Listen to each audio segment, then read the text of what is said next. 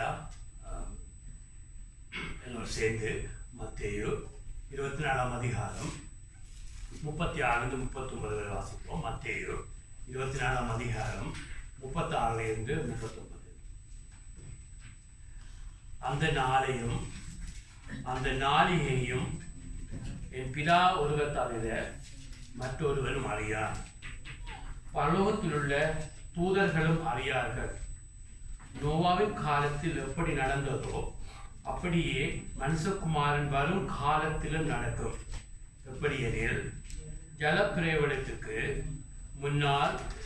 முன்னால காலத்திலே நோவா பேழைக்குள் பிரவேசிக்கும் நாள் வரைக்கும் ஜனங்கள் புசித்தும் குடித்தும் பெண் கொடுத்தும் ஜலப்பிரளயம் வந்து அனைவரையும் வாரிக்கொண்டு போகும் மட்டும் உணராதிருந்தார்கள். அப்படியே மனுஷகுமாரன் வருங்காலத்திலும் நடக்கும். ஆமென். இந்த செய்திக்காக ஜெபித்த பொழுது அண்மையில் இங்கிலீஷ் மெசேஜில் கொடுத்த செய்தி கிட்டத்தட்ட அதே மாதிரி இந்த செய்தி இருக்கும்.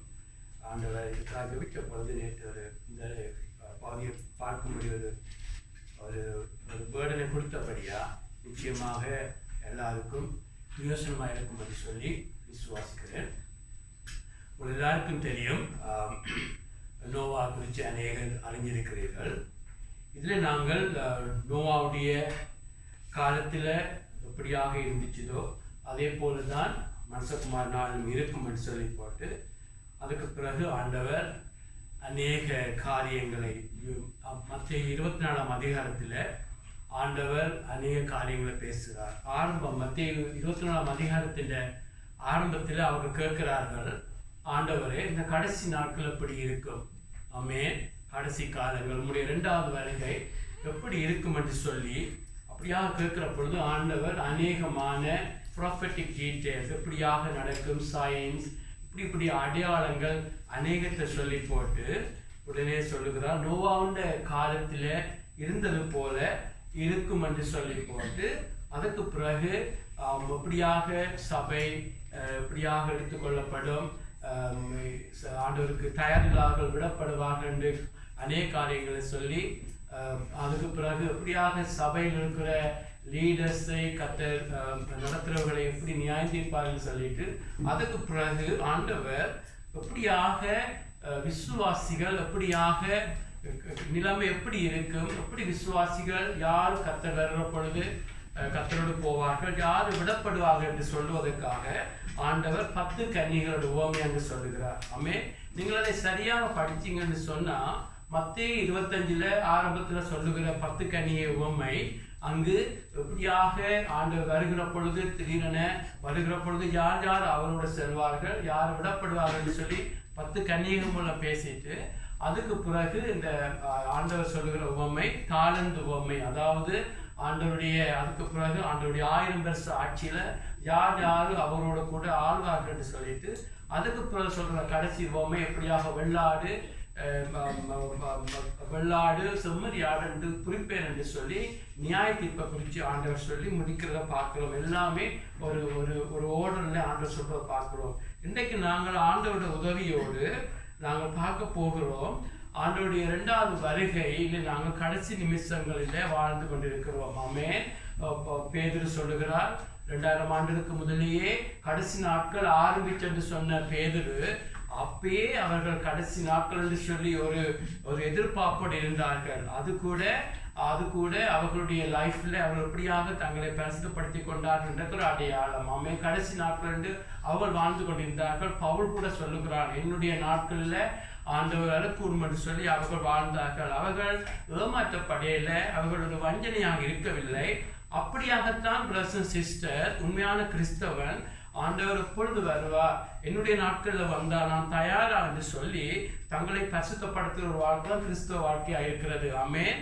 ஆகவே அப்படியாக பேதுருவே அதை கடைசி நாட்களில் ஆரம்பிப்பேன்னு சொன்னா நாங்கள் காரியங்களை பார்க்கிற பொழுது இந்த நாங்கள் கடைசி நிமிஷத்துல கடைசி நாட்கள் இருக்கிறோம். எங்களுக்கு அந்த நாளிகை தெரியாது, அந்த நேரம் தெரியாது. ஆனால் ஆண்டவர் வருகிற காலம் சமீபம் என்று எங்களுக்கு தெரியும். ஆமென்.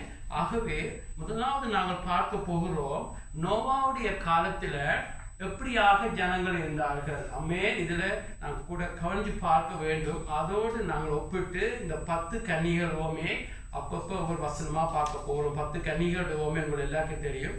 மத்திய 25ஆம் அதிகாரம் 1-13 வரை இருக்கிறது. மத்திய 25ஆம் அதிகாரம் 1-13 இருக்கிறது. ஆகவே முதலாவது நாங்கள் பார்க்க போகிறோம் நோவாவுடைய காலத்துல பிரதர்ஸ் அண்ட் சிஸ்டர்ஸ். நோவான்னு சொல்லுகிற பொழுது நோவாவுடைய காலம் ஆதியாகமம் 5ஆம் அதிகாரத்தில் சொல்லப்பட்டிருக்கிறது. பொல்லாத மோசமான காலம். அவன் அநேக துன்மார்க்கமான மனுஷர் வாழ்ந்தார்கள்.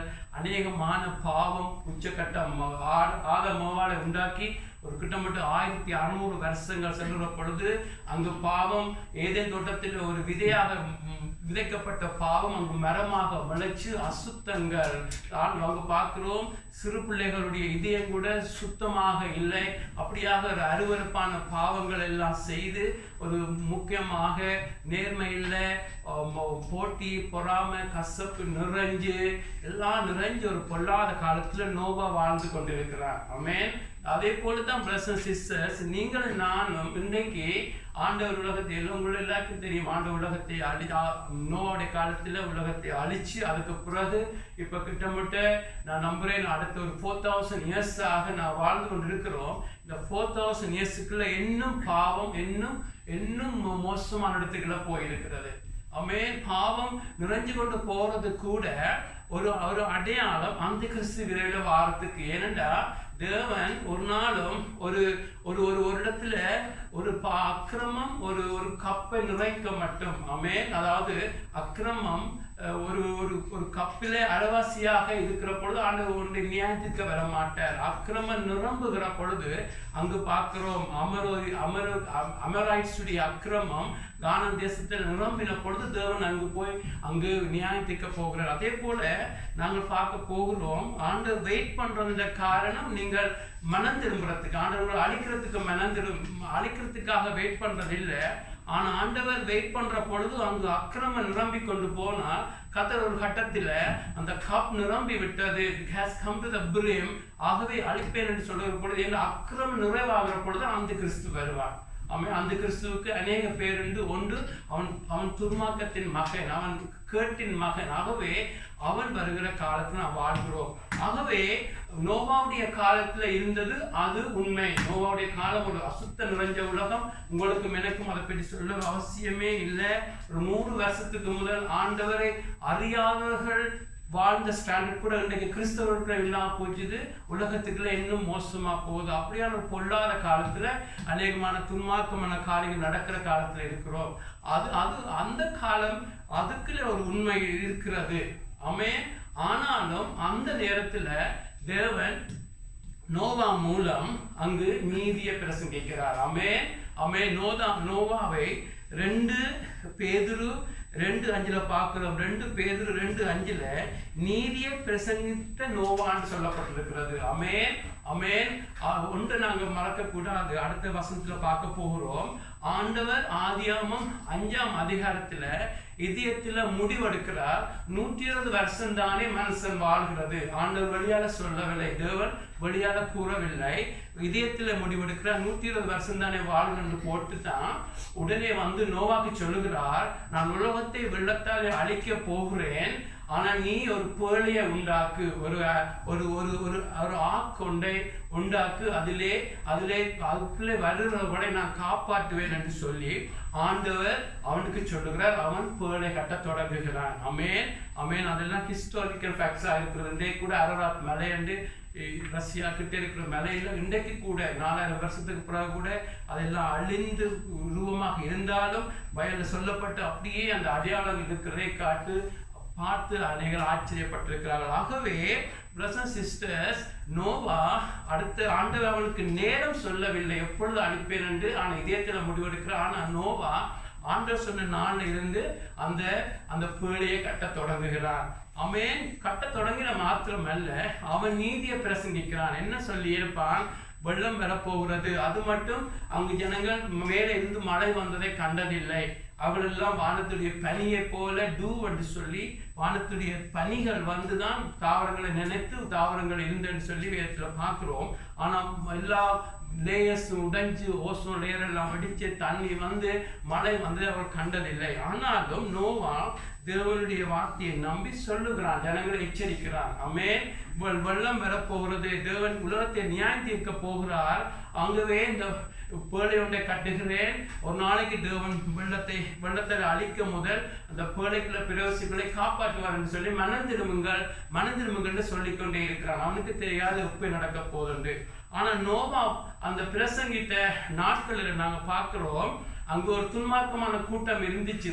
ஆனா அதுக்குள்ளும் ஒரு 3 வகையான கூட்டத்தை பார்க்கிறோம். முதலாவது அங்கு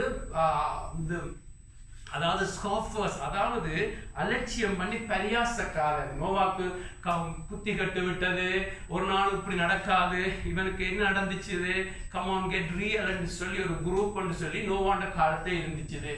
ஆமென். அதே போலதான் பிரதர்ஸ் சிஸ்டர்ஸ், என்ன எப்படியான அந்த ஒற்றுமை, அந்த சிமிலாரிட்டிஸ் பரவலை பார்க்கணும்னா இன்றைக்கு கூட எங்களுக்கு கூட இன்றைக்கு ஒரு நியாயம் தீர்க்கப்பட போகுது. 2000 ஆண்டுகளுக்கு முதல் பிரதர்ஸ் சிஸ்டர்ஸ், ஜேசு இந்த உலகத்துல தேவன் உங்களை என்னை உண்டாக்கின தேவன் இந்த உலகத்துல மனுஷனாய் வந்து இந்த உலகத்துல உங்களுடைய என்னுடைய பாவத்தை அவர் சுமந்தார். ஆமென். உங்களை என்னை நியாயம் தீர்க்கிறதுக்கு பதிலாக தன் மீது எல்லா நியாய தீர்ப்பையும் எடுத்து அவர் தேவனுடைய கோவாக்கினை சுமந்தவராக மரித்து உயிர்த்திட்டு சொன்னார், உலகமெல்லாம் போய் இந்த சுவிசேஷத்தை அறிவியுங்கள். ஆமென். அதாவது தேவன் உலகத்தை நியாயம் தீர்க்க வருகிறார். ஆனால் யார் உண்மையாக மனம் திரும்பி யார் ஆண்டவரிடத்தில் ஒப்பு கொடுக்கிறார்கள் அவர்கள் காக்கப்படுவார்கள். ஆமென். நோவா கட்டினது போல இன்றைக்கு நாங்கள் ஆண்டவர் கட்டுறது தேவனுக்கு உண்டாக சபை இருக்கிறது. அல்லேலூயா. ஆமென். நோவாவுடைய பேழையை நீங்க பார்த்தீங்கன்னு சொன்னா அதுக்கு ஒரே ஒரு கதவு இருந்துச்சு. ஆமென். இன்றைக்கு சபைக்கு யார் கதவு? இயேசு சொல்கிறார் யோவான் 10 நானே சபைக்கு வாசல். ஆமென். நானே வாசல், ஒரு வாசல் தான். ஆமென். இயேசு அல்லாமல் வேறு நாமத்தில் ரட்சிப்பில்லை. ஆமென். உங்களுடைய லைஃப்ல கூட நோவா அங்கு பிரசங்கித்த பொழுது ஒரு கூட்டம் பரியாசம் பண்ணி அலட்சியம் பண்ண ஒரு கூட்டம் இருக்கிறது. அதாவது நம்பாத கூட்டம், அவவிசுவாசிகள். இன்றைக்கு கூட ஆண்டவருடைய செய்தியை 2000 ஆண்டுகளாக 2000 ஆண்டுகளாக நாங்கள் ஆண்டவர் தன்னுடைய பிள்ளைகள் மூலம் அநேகம் மூலம் ஆண்டவர் இந்த செய்தியை சொல்லுகிறார். அதாவது தேவன் உலகத்தை கடைசியாக அல்டிமேட்டாக ஃபைனலாக ஜட்ஜ் பண்ண வருகிறார். அதுக்கு பிறகு எல்லாமே புதுவானம், புது பூமி, புதிய ஜெருசலேம், அங்கே அக்கினி கடல் என்று புரிய போகிறது. அதுக்கு பிறகு ஒரு வாழ்க்கை இல்லை, ஒன்றில் தேவனோடு இருப்பீங்க, இல்லாட்டி நரகத்தில் இருப்பீங்கன்னு சொல்லி இன்றைக்கு கூட நாங்கள் வெளிப்படுத்த புத்தகத்தில் 19ஆம் அதிகாரம் 20 அந்த அதிகாரம் பார்த்தீங்கன்னு சொன்னால் தேவனுடைய கோவாக்கினை ஊற்றப்பட்டு ஃபைனல் ஜட்ஜ்மெண்ட் வர போற நாட்களாக இருக்கிறது. ஆமென். ஆகவே இன்றைக்கு கூட தேவன் 2000 ஆண்டுகளாக அவன் இன்றைக்கு கூட தேவன் 2000 ஆண்டுகளாக இந்த நற்செய்தியை சொல்லுகிறார். நோவா சொன்னது போல மனந்திரும்புங்கள் என்று சொன்ன செய்தி 2000 ஆண்டுகளாக எல்லாரும் கேட்கப்பட்டு வருகிறது. மனம் திரும்பி கர்த்தரிடத்தில் வாங்க, மனம் திரும்புகிற பொழுது மன்னிப்பு என்று சொல்லி அறிவிக்கப்படுகிறது. ஆமென். ஆகவே நோவாவுடைய செய்தியை கேட்டும் அங்கு இருளை விரும்பின, பாவத்தை விரும்பி மனம் திரும்பாத ஒரு கூட்டம் அன்றைக்கும் இருந்துச்சு. ஆகவே நாம் பைபிள்ல பார்த்தோம், 1 பேதுருல பார்க்கிறோம், அவர்கள் கீழ்ப்படியாதவர்கள். நோவாவுடைய செய்தி வருகிறது, இதுதான் வெளிச்சம் என்று தெரிஞ்சாலும் அவளுக்கு விருப்பம் இல்லை, பாவத்தை விட விருப்பம் இல்லை, தங்களுடைய துன்மார்க்கத்தை விட விருப்பம் இல்லை, அவள் கீழ்ப்படியாத கூட்டத்துக்குள்ள வருகிறார்கள். ஏன்னு சொன்னா இன்றைக்கு கூட நற்செய்தி சொல்லப்படுகிற பொழுது யோவான் 3ஆம் அதிகாரம் 19 பார்க்கிறோம். ஆண்டவர் சொல்கிறார், வெளிச்சமானது இயேசு இந்த உலகத்துல சத்தியமான இந்த உலகத்துல வந்தும் ஜனங்கள் இருளை விரும்புகிறார்கள். சிலருக்கு ஏன் கோவாக்கினை வருதுன்னு சொன்னா சிலருக்கு கசப்பை விட விருப்பம் இல்லை, கோபத்தை விட விருப்பம் இல்லை, இச்சை வாழ்க்கையோட விருப்பம் இல்லை. இதை பார்க்கிலும் எங்களுக்கு ஆண்டவரை பார்க்கிலும் இச்சை தான் வேணும், கோபம் தான் வேணும், கசப்பு தான் வேணும், பணம் தான் வேணும் என்று இருக்கிறவர்களுக்கு கோவாக்கினை ஏன் வருதுண்டா அவர்கள் இதுதான் வெளிச்சம் என்று தெரிஞ்சு மறக்கிறவர்கள் அவர்களுக்கு கோவாக்கினை உண்டு. அவர்கள் கீழ்ப்படியாத கூட்டத்துக்குள்ள வருகிறார்கள். இன்னொரு கூட்டத்தை நாங்கள் கூட கவனிச்சு பார்க்க போகிறோம். நோவா பிரசங்கிக்கிற பொழுது ஆரம்பத்தில் இந்த வேதத்தை வசனத்தை நாங்கள் இப்ப வாசிச்ச வசனத்தின்படி ஆரம்பத்தில் அநேகர் அதை செவி கொடுத்த சனங்கள் இருந்தார்கள். அநேக செவி கொடுத்த சனம். அந்த குரூப் நோவா சொன்ன பொழுது எவ்வளவு காலம் 120 வருஷம் நோவாவுடைய செய்தியை கேட்டு அவனோட கூட பேழையை கட்டி அவனுக்கு உதவி செய்து செவி கொடுத்த ஒரு கூட்டம் இருக்கிறது. அதே போலதான் பிரதர்ஸ் அண்ட் சிஸ்டர்ஸ் இன்றைக்கும் நாங்கள் பார்க்க போகிறோம். இன்றைக்கு கூட ஆண்டவருடைய செய்தியை கேட்டு நச்செய்தியை கேட்டு செவி கொடுக்கிற ஒப்பு கொடுக்கிற ஒரு கூட்டம் இன்றைக்கும் இருக்கிறது. ஆனால் நாங்கள் 2வது பாயிண்ட்ல பார்க்க போகிறோம், காலம் செல்ல செல்ல. ஆமென். தேவன் ஆரம்பத்தில் நேரத்தை தன்னுடைய இதயத்துல தீர்மானிக்கிறார். 120 வருஷம் என்று ஆனா சொல்லவில்லை. ஆமென். இதே போலதான் இயேசு இங்கு சொல்லுகிறார், அந்த நாளிகை, இயேசு வருகிற நாளிகையை பிதா தவிர ஒருவரும் அறியார் என்று. லூக்கா புத்தகம் நம்பர் அங்கு சொல்லுகிறார், ஜீசஸ் சொல்லுகிறார், நானும் அதாவது மனுஷகுமாரனும் அறியேன் என்று சொல்லி. அதில் நாங்கள் அந்த பேக்ரவுண்டை பார்க்கணும். அது என்னன்னு சொன்னா, யூதருடைய கலாச்சாரத்தில் நீங்க பார்த்தீங்கன்னு சொன்னா ஒரு யூத கலாச்சாரத்துக்கும் வேதத்துக்கும் அநேக கனெக்ஷன் உண்டு. என்று ரட்சிப்பு யூதர் மூலம் வருகிறது. யூத கலாச்சாரத்தில் இருக்கிற நிறைய காரியங்களை நாங்கள் வேதத்துல பார்க்கிற பொழுது அநேக ஆழங்களை பார்க்க முடியும். எப்படியாக யூத கலாச்சாரத்துல ஒரு திருமணம் ஆகும் என்று சொன்னா, முதலாவது அவர்கள் என்கேஜ்மெண்ட் போல, அதாவது என்த்ரோத் என்று சொல்லி, அதாவது என்கேஜ்மெண்ட் போல ஒரு காரியம் நடக்கும். ஆமென்.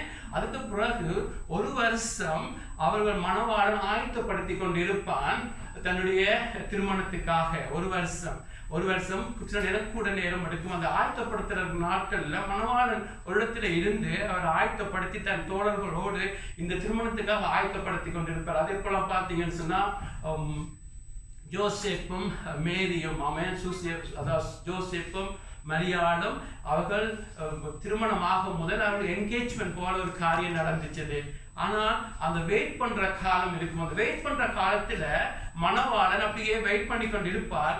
ஒரு நாளைக்கு ஃபாதர் சொல்வார், தகப்பன் சொல்வார், மகனே இன்றைக்கு நீ போய் அந்த பெண்ணை திருமணம் செய்யன்னு சொல்லுகிற பொழுது திடீரென வருவார். அதுதான் எதிர்பார்க்காத நேரத்துல மணவாளன் வாரது.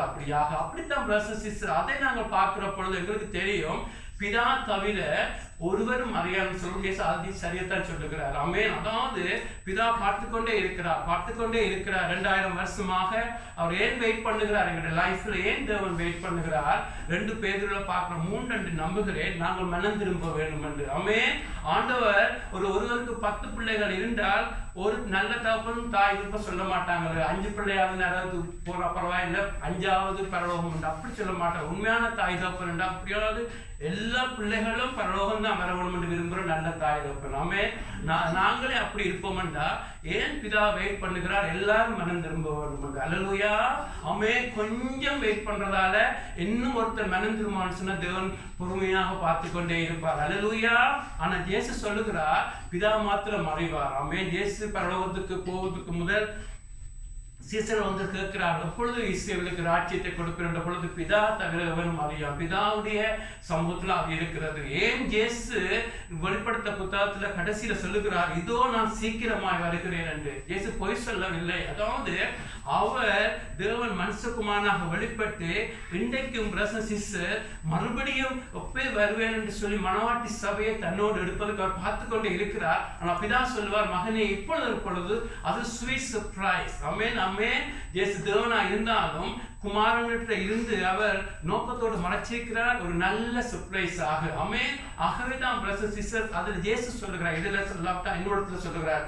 அதை நீங்கள் விளங்கிக் கொண்டா இன்னும் ஆழமா விளங்கிக் கொள்ள முடியும். அதை என்னத்தை பார்க்கிறோம் பிரதர்ஸ் சிஸ்டர்? முதலாவது அந்த சுவிசேஷத்தை நோவா சொன்ன பொழுது ஒரு கூட்டம் பரிகாசிச்சது, இன்னும் ஒரு கூட்டம் கீழ்ப்படியா போனது, இன்னும் ஒரு கூட்டம் ரிசீவ் பண்ணது. ஆனா காலம் செல்ல செல்ல, ஆமென், 120 வருஷம் ஆக நோவாவுடைய காலத்துல தேவன் காலம் செல்ல செல்ல அதுக்குள்ள 2 குரூப் வர தொடங்கிட்டது. ஆமென். அந்த ஒரு குரூப்பை நாங்க பார்க்கிறோம். அவர்கள் என்ன செய்தார்கள்? அவர்கள் மத்தேயு 24 வாசிச்சோம். அவர்கள் பேழைக்குள் பிரவேசிக்கும் நாள் வரைக்கும் ஜனங்கள் புசித்தும் குடித்தும் பெண் கொண்டும் பெண் கொடுத்தும் ஜலப்பிரளயம் வந்து அனைவரையும் வாரிக்கொண்டு போக மட்டும் உணர்ந்தா இருந்தார்கள். நீங்க இதை வழியா வாசிச்சீங்கன்னு சொன்னா ஒரு பாவக்காரியம் சொல்லப்படையல. ஆமென். இங்கிலீஷ் சொல்லப்பட்டிருக்க marriage, give them in marriage, அதாவது பெண் கொன்றது, திருமணம் ஆகிறது எல்லாம் செய்யறது பாவம் இல்லை.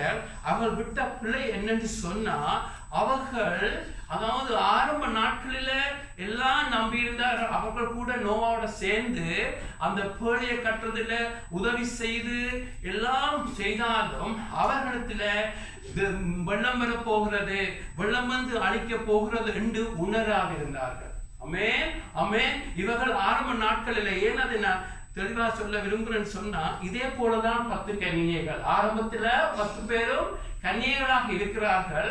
ஆனா நாள் செல்ல செல்ல 5 பேர் 5 பேருடைய லைஃப் நாங்கள் வெளியால காணக்கூடியதா இருக்கிறது. ஆமென், ஆமென். ஆரம்ப நாட்களில நான் பார்க்கிறோம். இன்றைக்கு கூட அந்த 3 குரூப்ல கடைசியாக ஒப்புப்படுத்தவர்கள் 2 குரூப் வருது. ஒன்று உணராதிருந்த கூட்டம். அதாவது அவர்கள் வேற காரியங்களினால தங்களை ஒக்கிபை பண்ணியிருந்தார்கள்.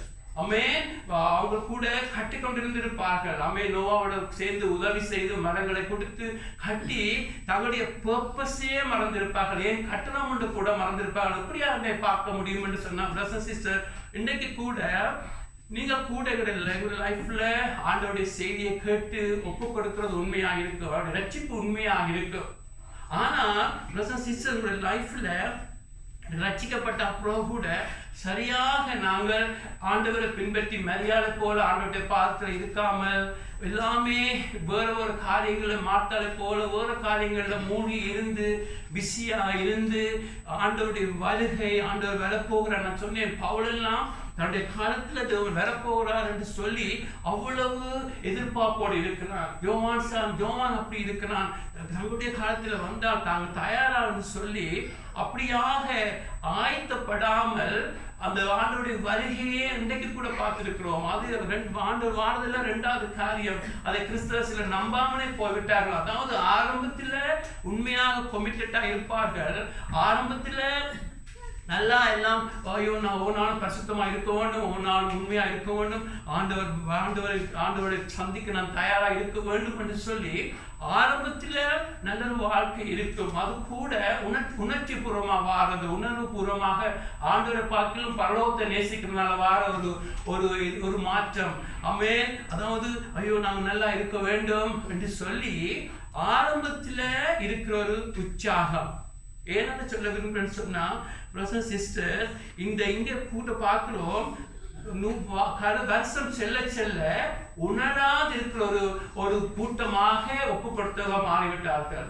ஆமென். கடைசியா யாரு அதற்குள்ள உண்மையாக நின்றவர்கள் யாரு? 8 பேர்.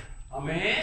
8 பேர் மாத்திரம் தப்பிக்கப்படுகிறார்கள். நம்ம இதை பற்றி ஸ்டடி பண்ணின பொழுது அந்த நாட்கள்ல உலகம் உண்டாகி ஒரு 1660 வருஷத்துல 500 மில்லியன்ல 800 மில்லியன் ஜனங்கள் இருந்தன்னு சொல்லி ஆராய்ச்சியாளர்கள் சொல்லுகிறார்கள். அப்படின்னு சொன்னா 8 பேர் சொன்னா பாருங்க, ஒரு வீதம் அல்ல, 0.000000001 என்று சொல்லி அவ்வளவு பேர் தான் தப்பி வைக்கப்பட்டார்கள். இதுதான் உண்மையாக இருக்கிறது. ஆமென். என்னதை சொல்ல விரும்புறோம் சொன்னா, இப்பொழுது நாங்க பார்க்க போகிறோம்.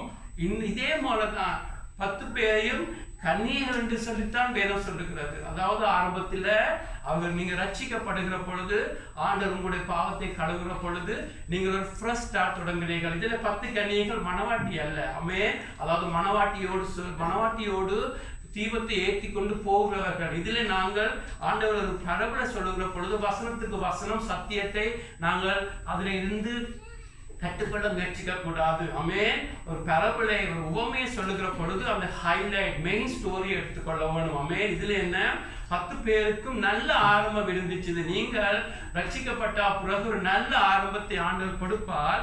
ஆனால் காலம் செல்ல செல்லத்தான் தெரியும் பிரதர் சிஸ்டர், உங்களுடைய லைஃப் என்னத்துல கட்டப்பட்டது என்று சொல்லி. சில குடும்பங்கள் அவர்கள் தங்களுடைய பிள்ளைகளை வச்சு குடும்பத்தை கட்டுவார்கள், சிலர் தங்களுடைய தொழிலை வச்சு கட்டுவார்கள், கணவன் மனைவி ஒரு பணத்தை வச்சு குடும்பத்தை கட்டுவார்கள், ஏதாவது ஒரு வேலை பிஸியால் தங்களுடைய குடும்பத்தை கட்டுவார்கள். ஆனால் திடீரென ரிட்டையர் பண்ற பொழுது, திடீரென ஒரு காரியம் நடக்கிற பொழுது குடும்பங்கள் உடைங்கிறத பார்த்திருக்கிறோம். பிள்ளைகள் திருமணம் செய்து வெளியே போன உடனே அங்கே உடனே ஒரு விவாகரத்து வாரதை பார்த்திருக்கிறோம். காரணம் என்ன?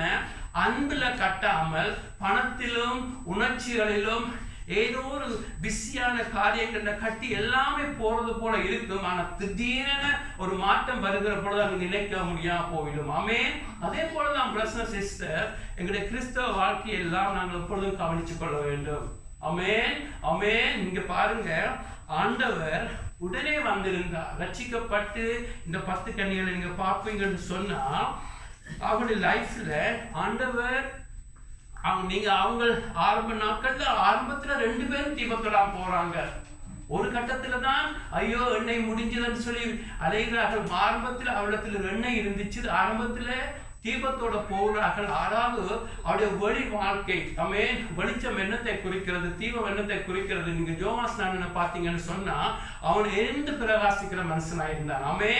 அவன் எரிந்து பிரகாசிச்சான். என்ன அவனுடைய வாழ்க்கை ஆண்டவர் கண்டு வாழ்ற வாழ்க்கை, ஆண்டவரை மகிமைப்படுத்துற வாழ்க்கை, கர்த்தருடைய சித்தம் செய்யறதுக்கு அவன் நல்ல எக்ஸாம்பிள்.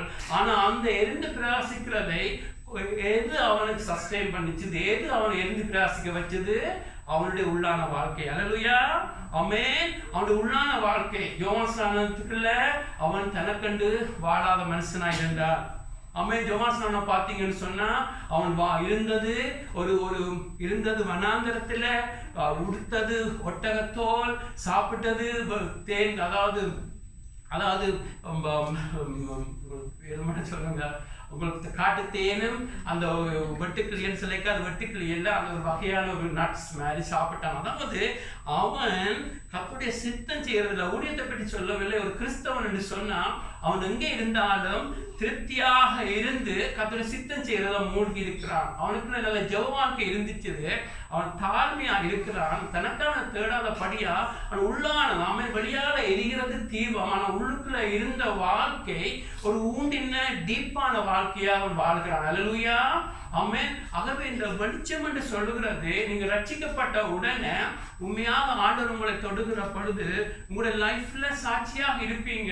கோவப்படக்கூடாது, கசப்படையக்கூடாது, நல்ல பிள்ளையா இருக்க வேணும், ஆண்டவரை காண்பிக்க வேணும் என்று சொல்லி எல்லாமே நீங்க செய்து கொண்டு போவீங்க. ஆனால் நாள் செல்லத்தான் தெரியும் நீங்கள் எவ்வளவு ஆழமா உங்களுடைய லைஃப் இருக்குன்னு சொல்லி. அல்லேலூயா ஆமென் ஆமென். ஒரு மரம் வெளியால பார்க்க நல்ல மரம் போல இருக்கும். ஆனால் புயல் காற்று வருகிற பொழுதுதான் தெரியும் எவ்வளவு வேர் ஊண்டி இருக்குன்னு சொல்லி. அல்லேலூயா. ஒரு சின்ன காட்டுக்கே விழுதுன்னு சொன்னா அது நாட்கள்லாம் தெரியப்படுத்தும். ஆண்டவர் சொல்லுகிறார், என் வசனத்தை கேட்டு அது கண்மலை மீது கட்டினவன் ஒரு புயல் வெளியாக பார்க்கிற பொழுது வசனத்தை கேட்டு ஏனோ தானோ கட்டுற வீடும் வசனத்தினால கட்டுற வீடும் வெளியாக பார்த்தா ஒரே மாதிரி தான் இருக்கும், வெளியாக இருக்கும். ஆனால் திடீரென அலை வருகிற பொழுது, புயல் வருகிற பொழுது, ஒரு ஒரு சதுமாட்டங்கள் வருகிற பொழுதுதான் தெரியும் எந்த வீடு வசனத்துல சரியா கட்டப்பட்டிருக்கிறது. மற்ற வீடு அப்படியே உடைஞ்சு போய்விடும். ஆகவே பிரதர்ஸ் அண்ட் சிஸ்டர்ஸ், இதுல நாங்கள் பார்க்கிறோம், ஆரம்பத்துல எங்களுடைய லைஃப்ல பார்க்கிற போது வழியான சாட்சி நல்லா இருக்கும். ஆரம்பத்துல பார்க்கிற பொழுது எல்லாரும் உங்களை பற்றி நல்லா சொல்ல முடியும். ஆனா உங்களுடைய வாழ்க்கை தொடர்ந்து போராட்டங்கள் வருகிற பொழுது ஆண்டோட விசேஷமாக ஆண்டோட வருகை தாமதிக்கிற பொழுது ஆண்டவர் உடனே வந்திருந்தா 10 பேரும் ரெடியா இருந்திருப்பார்கள். ஆனா ஆண்டவர் தாமதிக்கத்தான் தெரியும். பிரதர்ஸ் சிஸ்டர், நீங்கள் உண்மையாக உங்களுடைய வாழ்க்கை எவ்வளவு டீப்பா இருக்குன்னு சொல்லி. அல்லேலூயா. ஆகவேதான் ஆண்டவர் தாமதித்த பொழுது பிரதர்ஸ் சிஸ்டர் இவர் ரெடி இல்லாம போனார்கள். அப்படியாக நோவாவுடைய காலத்துல உடனே வந்திருந்தால் அநேகர் தாக்கப்பட்டிருப்பார்கள். உடனே உணர்ச்சி பூர்வமாக நின்றவர்கள் எல்லாம் உடனே பேழைக்குள்ள பிரவேசித்து இருப்பார்கள். ஆனால் தாமதித்த பொழுதுதான் பிரதர்ஸ் சிஸ்டர் அங்கு 8 பேராக முடிகிறது. எங்களுடைய லைஃப்ல கூட நாங்கள் எங்களுடைய லைஃப்ல பிரதர்ஸ் சிஸ்டர் எங்களுடைய லைஃப்ல எப்பொழுது நாங்கள் சரியான ப்ரையாரிட்டிஸை வச்சிருக்க வேண்டும். இங்க பாருங்க, அந்த நோவுடைய செய்தியை கேட்டு அங்கே இருந்தவர்கள் எல்லாம் ஒரு கட்டத்துல எல்லாரும் இருந்தாலும் காலம் செல்ல அவர்கள் உணராம போனார்கள். அதாவது வெள்ளம் வரப்போதுன்றது அது அவருடைய அஜெண்டாவிலேயே இல்லாமல் போயிடுச்சு. உங்களோட லைஃப்ல நீங்க கேட்க வேண்டும். நீங்க ரட்சிக்கப்பட்டிருக்கிறீங்க. இன்னைக்கும் இயேசு இந்த லைஃப்ல நான் வாழ்கிற பொழுது இயேசு மறுபடியும் வந்தால் நான் சந்திக்க தயாரா? எனக்குள்ள அவருக்காக எவ்வளவு அன்பு இருக்கிறது. அவர் யாரை நோக்கி வருகிறார்? தனக்கென்று ஒப்பு கொடுத்த மணவாட்டி சபையை நோக்கி வருகிறார். எந்த புருஷன் எந்த ஆண் பிள்ளை ஒரு பெண்ணை மணி பண்ணுவார் ஆயத்தம் இல்லாமல் எப்ப வந்தாலும் பரவாயில்லைன்றது இல்லை. உண்மையாக மணவாளுக்காக ஏங்கி இருக்கிற இது ஒரு உலக சம்பந்தமான திருமணம் அல்ல, ஆவிக்குரியது. ஆக்கிரியது. அவர் பரிசுத்தமாக இருக்கிறார். நாங்கள் பரிசுத்த மனவாட்டியாக இருந்து அவரோடு கூட ஒரு ஐக்கியமாக நித்தியத்துக்கு இருக்க நாங்கள் அழைக்கப்பட்டிருக்கிறோம். ஆகவே அவர் யாருக்காக வருகிறார் என்று சொன்னால் எதிர்பார்த்திருக்கிறவர்கள், ஆர்வலோடு இருக்கிறவர்கள், தங்களை பரிசுத்தப்படுத்துகிறவர்கள். ஆனாலும் ஏனோ தானோ அவர் வந்தால் என்ன வராட்டி என்ன என்று நாங்கள் ஏனோ தானோ இருக்கிற பொழுது நாங்கள் கூட இந்த 5 புத்தியிலாளர்களை போல நாங்கள் ஆண்டவர் வருகிற பொழுது விடப்பட்டு போவோம். ஒரு நாளும் மறக்க கூடாது. எங்களுடைய லைஃப்ல எப்பொழுதும் கேட்க வேண்டும், ஆண்டவர் வர நான் சந்திக்க தயாரா இருக்கிறேனா, தனியாக தயாரா இருக்கிறேனா, சபையாக தனியாக இருக்கிறேன் என்று பார்த்தா பாருங்க, நோவாவுடைய காரியத்தை ஆண்டவர் சொல்லிட்டு உடனே சபையை குறித்து பேசுகிறார். சபையில சரியான உணவு கொடுக்கப்படுகிறதா, இல்லாட்டி ஏனோ தான் செய்கிறோமா, சபையை முதலாவது நியாயத்தீர்ப்பா, சபையை நியாயத்தீர்ப்பா, அதுக்கு பிறகு ஒவ்வொருவரையும் நியாயத்தீர்ப்பான்னு சொல்லிட்டு அந்த பரவலை ஆண்டவர் சொல்லுகிறார். ஆகவே பிரதர்ஸ் அண்ட் சிஸ்டர், எங்களுடைய லைஃப்ல வெளியால் இருக்கிற சாட்சி முக்கியம், அதிலும் பார்க்க முக்கியம் எங்களுடைய உள்ளான இருக்கிற எண்ணெய் எவ்வளவு. எண்ணெய் என்று சொன்னா பரிசுத்தாவிய அபிஷேகம் என்று சொல்லலாம். அதிலும் பார்க்க அதாவது எங்களுடைய லைஃப் எவ்வளவு ஊண்டி இருக்கிறது என்று சொல்லி அதாவது எண்ணெய் என்று சொன்னா எங்களுடைய உள்ளான வாழ்க்கை எவ்வளவு அன்புல நாங்கள் வளர்ந்திருக்கிறோம். ஒரு நாளும் மறக்கக்கூடாது. எவ்வளவு அன்புல வளர்ந்திருக்கிறோம். எவ்வளவு வசனத்தில் எவ்வளவு ஒப்பு கொடுத்திருக்கிறோம். அதை ஆண்டவர் பார்க்கிறவராக இருக்கிறார். நாங்கள் எவ்வளவுக்கு எங்களுடைய உள்ளான வாழ்க்கை, ஒரு தீபத்தை பார்த்தீங்கன்னு சொன்னா வெளியால தீபத்தை தான் பார்க்குறீங்க, உள்ளே பார்க்கறது தான் எல்லாம் திரி இருக்கிறது, எண்ணெய் இருக்கிறதா மறைஞ்சு இருக்கிறது. எங்களுடைய மறைவான வாழ்க்கை வீட்டில எப்படி வாழ்கிறோம், ஒருத்தரும் பார்க்காத பொழுது நாங்கள் எப்படி வாழ்கிறோம், எங்களுடைய உள்ளத்தில எப்படி நாங்கள் ஆண்டவருக்கு வாழ்கிறோம், எல்லாம் எங்களுடைய லைஃபை காலம் செல்லத்தான் தெரியப்படுத்தும். ஆரம்பத்தில் நான் கண்டுபிடிக்க மாட்டேன், காலம் போக போகத்தான் பிரதர்ஸ் சிஸ்டர் எங்களுடைய லைஃப் ஒரு பிரச்சனை வருகிற பொழுது, போராட்டங்கள் வருகிற பொழுதுதான் தெரியும் நாங்களுடைய கமிட்மெண்ட் எவ்வளவு சொல்லி. இதுல ஆண்டவர் ஒரு ஹிண்டை சொல்லுகிறார். ஒரு காரியத்தை நாங்க பார்த்து அதை நாங்கள் பார்த்துட்டு அதை முடிச்சு கொள்ளலாம். எப்படியாக இவர்கள் ஒரு திடீரென ஆண்டவர் வருகிற பொழுது அவர்களை நாம் பார்க்கிறோம், அவர்கள் எண்ணெய் இல்லாமல் இருக்கிறார்கள். தயார் இல்லாமல் இருக்கிறார்கள். 5 பேர் தயார் இல்லாமல் இருக்கிறார்கள். அவர்களை முட்டாள்கள், புத்தி இல்லாத ஸ்திரீகள் சொல்லப்பட்டிருக்கிறது. அவர்கள் ஐயோ எங்களுக்கு கொஞ்சம் எண்ணெய் தாரும் என்று சொன்ன பொழுது அவர்கள் சொன்ன பதிலை நீங்க பார்த்தீங்கன்னு சொன்னா மத்தேயு 25:9 பாக்குறீங்க. மத்தேயு 25:9 நீங்கள் விற்கிறவரிடத்துக்கு போய் உங்களுக்காக வாங்கிக் கொள்ளுங்கள் என்றார்கள். நீங்கள் விற்கிற ஒரு இடத்தில், அதாவது திடீரென அந்த மணவாளன் அங்கு வந்துட்டா 10 பேர் எழும்புகிறார்கள், 5 பேர் ரெடியாக இருக்கிறார்கள். ஏற்கனவே அவர்களுடைய ஆழமாக நிறைய எண்ணெயோடு தான் அவருடைய லைஃப் இருந்துச்சு. அதாவது ஆழமான கமிட்மெண்ட். மற்றவர்களை பார்க்கிற பொழுது அவர்கள் இல்லாமல் இருக்கிறார்கள், எண்ணெய் தீர்ந்து விட்டது, உடனே கொஞ்சம் எண்ணெய் பரவ பண்ணலாம் என்று சொல்கிறார்கள். நீங்கள் விற்கிற இடத்துல போய் வாங்கிக் கொள்ளுங்கள் என்று. வெளிப்படுத்த புத்தகத்தில் கூட இப்படியான ஒரு காரியத்தை பார்க்கிறோம். ஒன்று மறக்கக்கூடாது. இதுல விற்கிறது வாங்குறேன் சொல்லுவதற்கு நாங்கள் பார்க்கிறோம் பிரதர்ஸ் சிஸ்டர். அதாவது நாங்கள் ஆண்டவரத்துல பணம் கொடுத்து ஒன்று வாங்க முடியாது. இதுல சொல்லப்பட்டது கோஸ்ட் பண்ண வேண்டும். வாங்கிக் கொள்ளுங்கிற பொழுது உங்களுடைய லைஃப்ல உண்மையாக யாரு ஆண்டவர் வருகிற பொழுது நிலைச்சு நிற்பான், யாரு புத்தியுள்ள கனியாக யார் நிற்பான்னு சொன்னா தங்களுடைய லைஃப்ல விலக்கிரியம் கொடுக்கிறவங்க. அல்லேலூயா, விலக்கிரியம் கொடுக்கிறவர்கள். இவர்கள் அந்த 5 புத்தி இல்லாத கன்னிகைகள் விலக்கிரியம் கொடுக்கிறவர்களா இருக்கிறார்கள். ஆகவேதான் அதாவது விலக்கிரியம் என்று சொன்னா, அதாவது நீங்க பாத்தீங்கன்னா ஆண்டவர் சொல்லுகிறார், என்னை பின்பற்ற விரும்பினவன், அதுக்கு ஒரு உவமை சொல்லுகிறார், உட்கார்ந்து ஒரு நாட்டோடு போராட முதல் கால்குலேட் பண்ணணும், இதனோட இது முடியுமா, ஒரு பில்டிங்கை கட்ட முதல் இருந்து கால்குலேட் பண்ணணும், இது முடியுமான்னு. அது ஏன் சொல்றாரு சொன்னா, இயேசுவை பின்பற்ற வேணும் என்று சொன்னால் நீங்கள் சீசனாக மாற வேண்டும். அவருடைய பாவத்தை மன்னிக்கப்படுறது ஒரு முதலாவது அவசியம். ஆனா அவருடைய சிலுவை எடுத்துக்கொண்டு ஒவ்வொரு நாளும் என்னுடைய விருப்பம் அல்ல உம்முடைய விருப்பம் என்று சொல்லி ஒவ்வொரு நாளும் எங்களையே நாம வெறுத்து சிலுவையை சுமந்து கொண்டு போற ஒரு வாழ்க்கை தான் கிறிஸ்தவ வாழ்க்கை. அல்லேலூயா, சீசத்துவம். சீசத்துவம் ஆண்டவர் சொல்லுகிறார். அது உனக்கு விலக்கிரியை கொடுக்க வேண்டும். ஆமென். சாதாரணமா மன்னிப்பு பெற்று சாதாரணமா வாழ்ந்து போனால் ஆண்டவர் வருகிற பொழுது அவருக்கு முன்பாக நிற்க முடியாது. யாரு நிற்பான்னு சொன்னா விலக்கிரியம் கொடுக்கிறவன். புத்தியுள்ள கனியை சொல்றார்கள், நீங்கள் போய் விக்கிரத்துல வாங்கி கொள்ளுங்க, அதாவது பணம் கொடுத்து இல்ல, அதாவது நீங்க விலக்கிரியம் கொடுங்க, அதாவது சிலுவையை சுமக்கிற வாழ்க்கை கிறிஸ்தவனுக்கு இருக்க வேண்டும். அல்லேலூயா. நீங்க சிலுவையை அனுதினமும் உங்களை வெறுத்து சிலுவை சுமக்கிற வாழ்க்கை என்னுடைய விருப்பம் அல்ல, உம்முடைய விருப்பம் என்று சொல்லி சிலுவை சுமக்கிற ஒரு விலக்கிரியத்தை நீங்க கொடுக்க வேண்டும். ஆமென். மன்னிக்கிற பொழுது இயேசு போல நீங்க முழு சந்தோஷமா மன்னிக்க வேண்டும். மன்னிக்கிறது ஈஸி இல்ல, ஆனா நீங்க விலக்கிரியம் கொடுக்கிறவர்களாக இருக்க வேண்டும். ஆமென். அது மாத்திரமல்ல, ஆண்டவர் சொல்லுகிறார், யாருக்கு? சீசர்களை பார்த்து சொல்லுகிறார், மத்தேயு 7ஆம் அதிகாரத்துல ஒரு வாசலை காட்டுகிறார். அது குறுகின வாசல், கடினமான வாசல், அதுதான் ஜீவனுக்குள்ள கொண்டு போகும். இன்னொரு வாசல், அது அகலமான வாசல், அதிலே நடக்கிறவர்கள் அது மரணத்தை நோக்கி போவார்கள். யாரை பார்த்து சொல்லுகிறார்? சீசர்கள். அதாவது இங்கே நாம பார்க்கிறோம், நீங்க ரட்சிக்கப்பட்ட பிறகு ஆண்டுடைய பிள்ளையாக வந்த பிறகு கூட ஆண்டவர் 2 வாசலை வைக்கிறார். ஆமென். அதாவது narrow is the gate, difficult is the path, lead to life என்று சொல்லுகிறார். அதாவது இந்த narrow gate, அதாவது ஆண்டவருக்கென்று வாழ்கிற வாழ்க்கை, உண்மையாக கிறிஸ்தவ வாழ்க்கை குறுகின வாசல். நீங்க வாழ போற நச்ச மாதிரிலாம் வாழ முடியாது. ஆமென். ஆண்டவருக்கென்று நீங்கள் தீர்மானம் எடுக்கிற பொழுது, ஆண்டவருடைய வழியில போகிற பொழுது அது சின்ன பாதையாக இருக்கும். ஆமென். அது மாத்திரமல்ல, நடக்கிற பாதை கடினமாக இருக்கும். அதாவது சிலுவை இருக்கும், போராட்டங்கள் இருக்கும், உங்களை இல்லாத சொல்லாது பேசுவார்கள், உங்களை அவமானப்படுத்த சொல்லுவார்கள், போராட்டங்கள் இருக்கும். அந்த வாசலுக்கு நீங்க விலக்கிரியம் கொடுக்க வேண்டும். ஆமென்.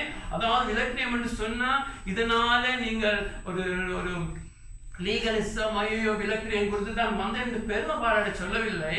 நீங்கள் ரெடியாக இருக்க வேண்டும். நீங்க விரும்ப வேண்டும், என்னை பின்பற்ற விரும்புகிறதா இதை செய்ய வேண்டும். விரும்புகிற பொழுது யார் உங்களுக்கு உங்க லைஃப்ல இருந்து செய்ய போறது? ஆண்டவர் தான் உங்களுக்கு கிருபையை கொடுப்பார், பலனை கொடுப்பார், அபிஷேகத்தை கொடுப்பார்.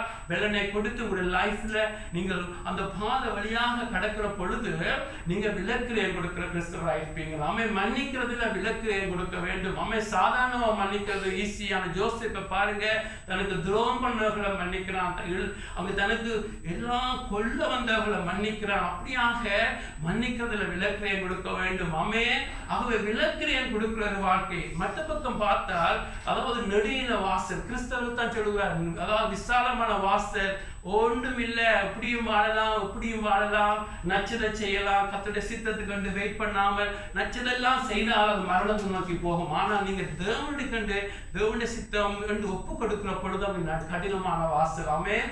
கிறிஸ்தவ வாழ்க்கையில இங்க பாருங்க, இதுதான் முக்கியமான வசனம் 9. நீங்கள் விக்கிரமிடத்துல போய் உங்களுக்காக வாங்கி கொள்ளுங்கள் என்றார். அதாவது உங்களுக்கு கிருபையை கொடுக்கிறவர், உங்களுடைய வாழ்க்கையில அன்பில வளர்க்கிறவர், உங்களுடைய வாழ்க்கையில அபிஷேகிக்கிறவர். ஆண்டவர் சொன்ன, தாகமுள்ளவனுக்கு நான் தண்ணீரை கொடுப்பேன். ஆமென்.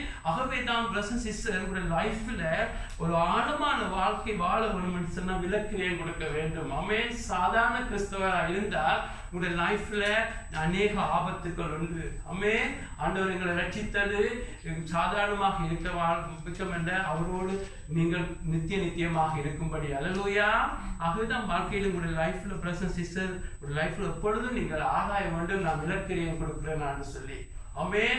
அது விலக்கிரியம் கொடுக்க விரும்புகிற பொழுது அவருடைய கிருபை, அவருடைய பலன், அவருடைய சமூகம் வந்து உங்களுக்கு உதவி செய்து கொண்டே இருக்கு. நீங்க மாறிக்கொண்டே இருப்பீங்க. ஆமென். உங்களுடைய வாழ்க்கை ஊண்டிக்கொண்டே இருக்கும். அன்புல நீங்கள் ஊண்டிக்கொண்டே போவீங்க. மன்னிக்கிறதுல வேர் விட்டு கொண்டே இருப்பீங்க. ஆமென். எல்லாம் ஆழமான வாழ்க்கை இருக்கும். ஆகவேதான் அதே மத்தேயு 24 ஆண்டவர் சொல்லுகிறார், அக்கிரமங்கள் நிறைவா அநேகம் வாழ்றதுனால அநேகருடைய அன்பு தணிஞ்சு போகும். பாருங்க. ஆகவே நாங்கள் அன்புல ஆழமாய் போய்கொண்டிருக்க வேண்டும். மன்னிக்கிறதுல, கிறிஸ்துடைய அன்புல வளர்றதில்ல, எல்லாத்திலும் நாங்கள் ஆழமாக போகிற பொழுதுதான் இந்த பொல்லாத காலம் வருகிற பொழுது நாங்கள் ஆண்டவருக்கு நிற்க முடியும். அல்லேலூயா. ஆகவேதான் இந்த காலத்தை பார்த்தீங்கன்னு சொன்னா அதுல ஒரு வசனம் இருக்கிறது, மணவாளன் வர தாமதித்த பொழுது அவர்கள் எல்லாரும் நித்திர மயக்கம் அடைந்து தூங்கி விட்டார்கள். அதாவது இதை நெகட்டிவா சொல்லல, அதாவது தூங்கிவிட்டாலும் போராட்டங்கள் என்னதான் வந்தாலும் எல்லாரும் இந்த போராட்டத்தை சந்திக்கிற மாதிரி இருந்தாலும் ஆண்டவர் வருகிற பொழுது 5 பேர் ரெடியாக இருக்கிறார்கள். அல்லேலூயா. ஒரு போராட்டம் நடந்தா பொழுதுதான் தெரியும், ஒரு கிரேட் ட்ரிபுலேஷன் மாதிரி பொல்லாத போராட்டங்கள் வந்தா கூட தெரியும் யாரு கர்த்தருக்கு உண்மையாக நின்றார்கள் என்று சொல்லி. அல்லேலூயா. ஆண்டவர் சொல்லுகிறார், இதற்கும் உண்மையில வசனத்தை தெளிவு சரியா கேட்பார்கள், சந்தோஷமா கேட்பார்கள். ஆனா போராட்டம் வருகிற பொழுதுதான் தெரியும் நீங்க வசனத்தில் எவ்வளவு ஊண்டி இருக்கிறீர்கள் என்று சொல்லி. ஆமென். ஆகவேதான் பிரதர்ஸ் சிஸ்டர் இந்த மெசேஜை முடிக்க விரும்புகிறேன். முதலாவது நீங்கள் அந்த வஞ்சிக்கு அதாவது பரிகாசம் பண்ற கூட்டத்துக்குள்ள இல்லாம இருந்ததுக்கு நன்றி.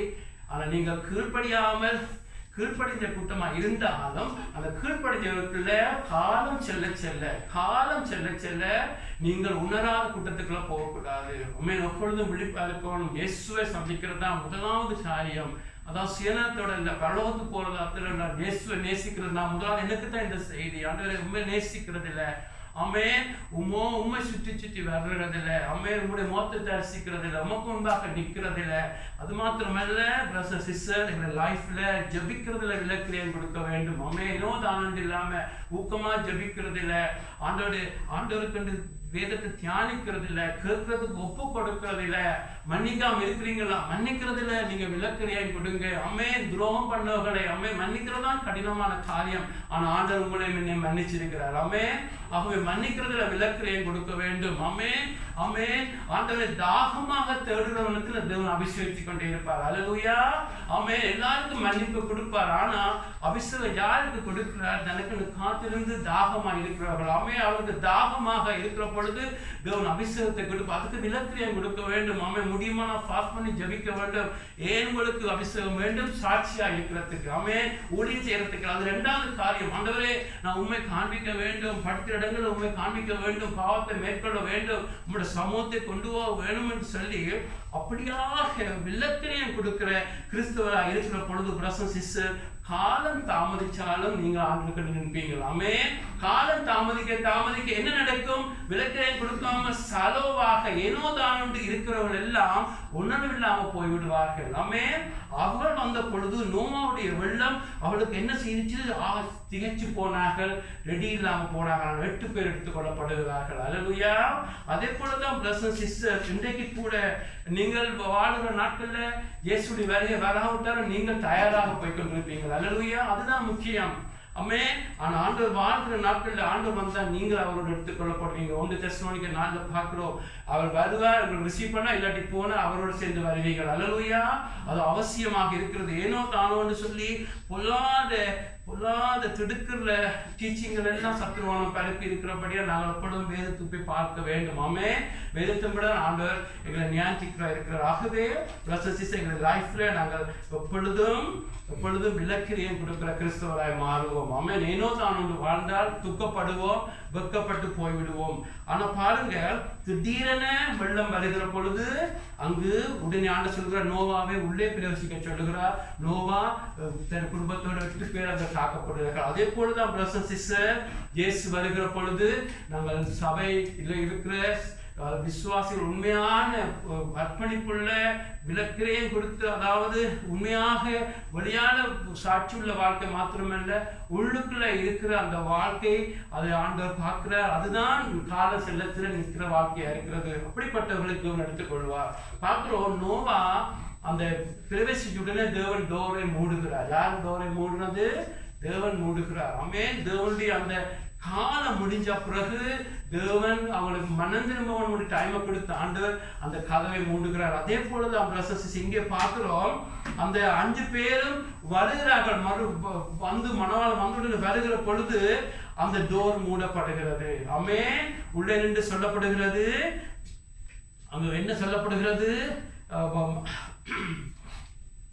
அங்கே 25:10 பார்க்கிறோம். அப்படியே அவர்கள் வாங்க போன போது மணவாளன் வந்துவிட்டார். ஆயத்தமாய் இருந்தவர்கள் அவரோட கூட கல்யாணத்து வீட்டுக்கு பிரவேசித்தார்கள். கதவு அடைக்கப்பட்டது. உண்மை பாருங்க, எவ்வளவு பரவலா பாக்குறீங்க. அங்கு கதவு மூடப்படுது. அதுக்கு பிறகு எல்லாரும் லொஸ்டா போகிறார்கள். ஆமென். இன்றைக்கு எங்களுடைய லைஃப்ல கூட நாங்கள் ஆண்டவரோடு கூட உண்டு, ஆண்டவரோடு கூட வருவோம், இல்லாட்டி ஆண்டவரோடு எடுத்துக்கொள்ளப்படுவோம். அதுக்கு பிறகு எல்லாமே டூலேட்டாக போய்விடும். ஆமென். அதுக்கு பிறகு டிபெண்டன்ஸ் எல்லாம் டூலேட்டா போய்விடும். ஆமென். ஆண்டவர் எடுத்துக்கொண்ட பிறகு கிரேட் ட்ரிபுலேஷன் முடிஞ்சது. ஆண்டவருடைய பிள்ளைகள் எடுத்துக்கொண்ட பிறகுதான் கிரேட் ராத் ஆஃப் காட் வரும். ஆமென். தேவனுக்கு எங்களுக்கு நாங்கள் சபை கிரேட் ட்ரிபுலேஷன் சொல்றார்கள், மகா உபத்திர காலத்துக்கு சபை போகும். அதை பிசாசுடைய கோவாக்கினை காலம் என்று சொல்லக்கூடிய பிசாசு தன்னுடைய நாட்கள் எண்ணிக்கை நம்பட்டபடியா அவன் மிகுந்த கோபத்தோடு வந்து துன்புறுத்துற காலம் இருக்கும். ஆனா அந்த துன்பத்தின் முடிவில் எடுத்துக்கொள்ளப்படும். அதுக்கு பிறகு தேவனுடைய கோபாக்கின வரும். தேவனுடைய கோபாக்கின ஊட்டப்படுகிற பொழுது சபை இருக்காது. ஆமென். நோவா எடுத்துக்கொள்ளப்பட்ட பிறகு வெள்ளம் வந்தது போலதான் சபை எடுத்துக்கொள்ளப்பட்ட பிறகுதான் தேவனுடைய கோபாக்கின வரும். நியாயத்திற்கு நடக்கிற பொழுது சபை இருக்காது. ஆகவே எங்களுடைய லைஃப்ல அந்த நாள் தேவன் கதவை மூட முதல் ரட்சிக்கப்படாத இன்றைக்கே ரட்சிக்கப்படுங்க. அமேன் அமேன். அது மாத்திரமல்ல, கத்தருக்கு லைஃப்ல நிலக்கிரியம் கொடுக்கிறவர்களாய் மாறுவோம். அமேன். அதுக்கப்புறம் நாங்க பார்க்கிறோம் பின்பு மத்தேயு 25:12 பின்பு மற்ற கன்னிகைகளும் வந்து ஆண்டவரே ஆண்டவரே எங்களுக்கு திறக்க வேண்டும் என்றார்கள். அதற்கு அவர் உங்களை அறியேன் என்று மெய்யாகவே உங்களுக்கு சொல்கிறேன் என்றார். பாருங்க, உங்களை அறியேன் என்று சொல்லுகிறார். ஆமென். அது என்ன என்று சொன்னா, நீங்கள் என்னோடு கூட எந்த விதத்திலும் நீங்க தொடர்பு இல்லை. நீங்க என்னோட ஒரு உண்மையான ரிலேஷன்ஷிப் மரியாதை தேவனுடைய பாத்துல இருந்து ஆண்டவருக்கு பங்கு முதலிடம் கொடுத்து ஆண்டவரை பார்த்தது போல ரிலேஷன்ஷிப் இல்லாமல் மாத்தாளை போல பிஸியாக இருந்து ஒரு நச்சதெல்லாம் செய்தபடியா ஆண்டவர் அறியேன் என்று சொல்லுகிறார். ஆகவே முதலாவது நீங்க எல்லாத்துக்கும் முதல் ஆண்டவருடைய பரிசுத்த வாழ்க்கை அவசியம். ஆமென். ஆண்டவர் இதயத்தை பார்க்கிறார். ஆமென். அவர் சரீரத்தை பார்க்கிறவர்கள் ஒரு இதயத்துல பரிசுத்தை பார்க்கிறார். அதை பரிசுத்தத்தை கொடுக்கிறவர் அவர் தான். ஆகவே அதை நாங்கள் விளக்கிலையும் கொடுத்து ஆண்டவர் தான் முதல். ஊழியம் சபையெல்லாம் ரெண்டாவது. சபை கூட நான் சொல்வேன், சபை கூட கர்த்தர் உண்டாக்கினது. ஆகவே சபைன்னு நாங்கள் சபைக்கு முதலிடம் கொடுத்தா அது கூட விற்கிற ஆராதனையா போய்விடும். ஒரு மறக்கக்கூடாது, கர்த்தர் தான் எங்களுடைய தெய்வம். ஆமென். ஆகவே கர்த்தருக்கு முதலிடம், கர்த்தரை சுற்றி வரதான் கிறிஸ்தவ வாழ்க்கையாக இருக்கிறது. ஆனால் நாங்கள் ஆண்டவரோடு ரிலேஷன்ஷிப் இல்லாமல் என்னெல்லாம் செய்தால் ஆண்டவர் சொல்வார் உங்களுடைய அறியேன். இதே மாதிரி அநேகர் வந்து கடைசி நாட்கள்ல அது செய்தோம் இது செய்தோம் பேய்களை ஓட்டினோம்னு சொன்னா உங்களுடைய அறியேன் என்றுவார். இதெல்லாம் ஆண்டவர் சொல்ற வசனங்கள், மனசுத்த வசனம் இல்லை, கர்த்தருடைய வசனம். ஆக எங்களுடைய லைஃப்ல ஆண்டவரோடு எங்களுடைய லைஃப் ஆழமா இருக்கிறது அவசியம். ஆமென். அதுக்கு பிறகு ஆண்டவர் சொல்லி முடிக்கிறார் மத்தேயு 25:13 மனுஷகுமாரன் வரும் நாளையாவது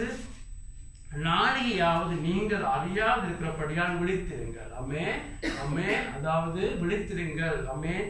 ஆங்கில சொல்லப்பட்டிருக்கிறது அவேக்காக இருக்க வேண்டும். ஆமென். அதுக்காக நித்திர கொள்ளாமல் இருக்க சொல்லல, ஒரு அலர்ட்னஸ் இருக்கணும், அவேர்னஸ் இருக்க வேண்டும். அதாவது ஆண்டவருடைய லைஃப்ல எப்போ வந்தாலும் நான் ரெடியா இருக்க வேண்டும், அவரை சந்திக்க ரெடியா இருக்க வேண்டும், என்னுடைய லைஃப் அசுத்தமா இருக்க வேண்டும், எனக்குள்ள ஒரு ஆழமான அர்ப்பணிப்பு இருக்க வேண்டும்.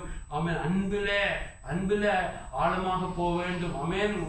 அந்த பழைய ஏற்பாடு அன்பில் கிறிஸ்துவுடைய அன்பு, அந்த புதிய உடன்படிக்கை அன்பு, தேவனுடைய அன்பு. ஆமென். என்று ஆண்டு அதுதான் எச்சரிக்கிறார். காலங்கள் சென்று எல்லாம் போராட்டங்கள் வருகிற பொழுது அநேகருடைய அன்பு தனியை பார்க்கும். அவங்களுடைய அன்பு தனியாக பார்த்து கொள்ள வேண்டும். ஆமென். பரிசுத்தம் அன்பு. ஆண்டவர் வாழது அன்புள்ள மனவாட்டி சபையை தேடி வருகிறார். பரிசுத்தமான மனவாட்டி சபையை தேடி வருகிறார். தனக்குன்னு அர்ப்பணித்தவர்களை தேடி வருகிறார். இதெல்லாம் மற்றதெல்லாம் ரெண்டாவது காரியம். ஆமென். ஆகவே எங்களுடைய லைஃப்ல பிரசன்ஸ் வெளியால இருக்கிற வாழ்க்கை அவசியம். ஆனால் அது எங்களை டிரைவ் பண்றதும் எங்களை பிரகாசிக்க வைக்கிறது உள்ளான வாழ்க்கை. ஆமென். அது உள்ளான வாழ்க்கையிலேயே அதிகமாக கவனம் செலுத்துவோம். மனுஷன் வெளியால பார்க்கறதெல்லாம் அதெல்லாம் இல்லை. கர்த்தர் எங்களை குறித்து சொல்ற சாட்சியா முதலாவது அவசியம், முதலாவது. ஆமென். மற்றெல்லாம் ரெண்டாவது காரியம். கர்த்தருக்கு முன்பாக நாங்கள் எப்படி இருக்கிறோம் என்று சொல்லி எங்களுடைய உள்ளான வாழ்க்கை, எங்களுடைய பிரைவேட் லைஃபை அதிகமாக பரிசுத்தப்படுத்துவோம்.